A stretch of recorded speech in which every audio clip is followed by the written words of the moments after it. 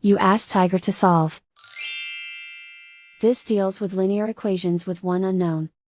The final result is x equals 1/3. Let's solve it step by step. Simplify the expression. Group like terms. Simplify the arithmetic.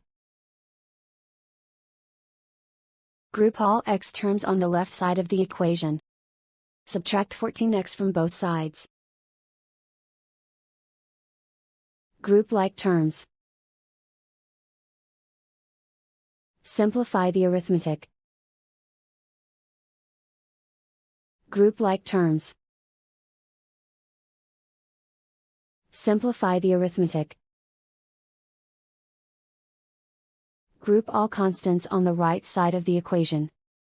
Subtract 30 from both sides. Simplify the arithmetic.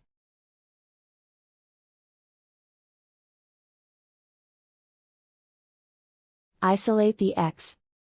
Divide both sides by -3. Cancel out the negatives.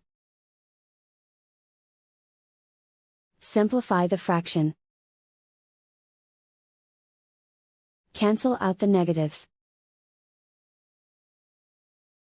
And so the final result is x equals 1/3.